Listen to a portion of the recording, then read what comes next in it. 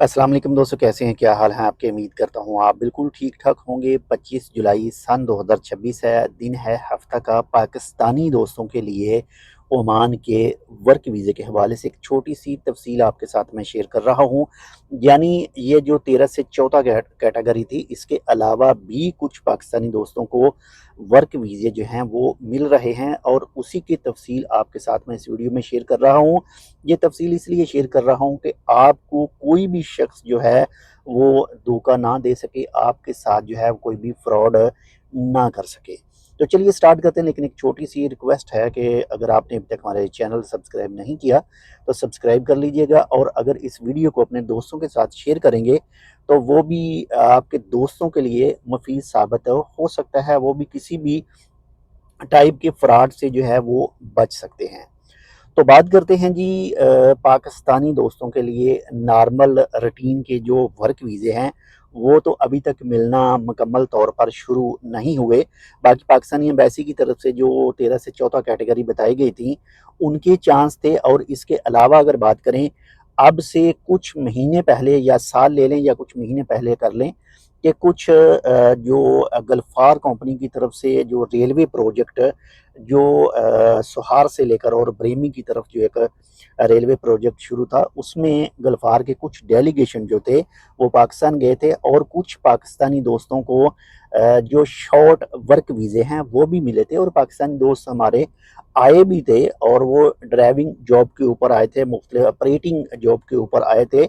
और आज की इस वीडियो में भी बात कर रहे हैं कि अभी हाल ही में इसी महीने में कुछ दोस्तों को मज़ीद जो है वो गल्फार कंपनी की तरफ से शॉर्ट वर्क वीज़े जो हैं वो भी दिए गए हैं, जिसमें जो ज़्यादातर केसेस में 6 महीने का शॉर्ट वर्क वीज़ा है, इसके बाद में 9 मंथ का शॉर्ट वर्क वीज़ा आता है, इसके बाद में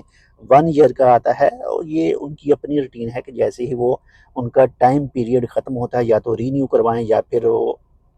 ये कंपनी के ऊपर डिपेंड करता है। तो अगर आप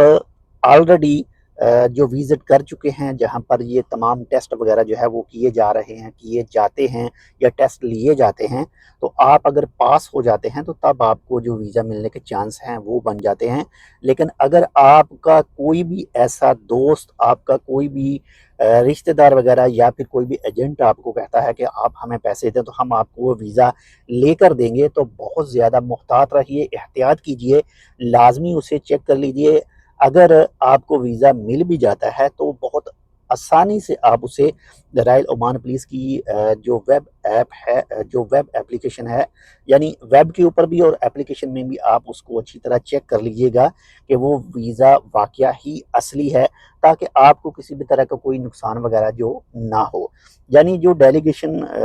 आपके टेस्ट लेते हैं वो अगर अप्रूव करेंगे तो तब आपको वीज़ा जो मिलने के चांस ज़्यादा हो सकते हैं। बाकी आज ही हमने एक वीज़ा इसी हवाले से एक चेक भी किया था, जो 24B वीज़ा था, और ये शॉर्ट वर्क वीज़ा था 6 महीनों के लिए, और ये गल्फार की तरफ से जारी किया गया था, और ऑलरेडी हम उसको चेक कर चुके हैं, बिल्कुल ओरिजिनल वीज़ा था।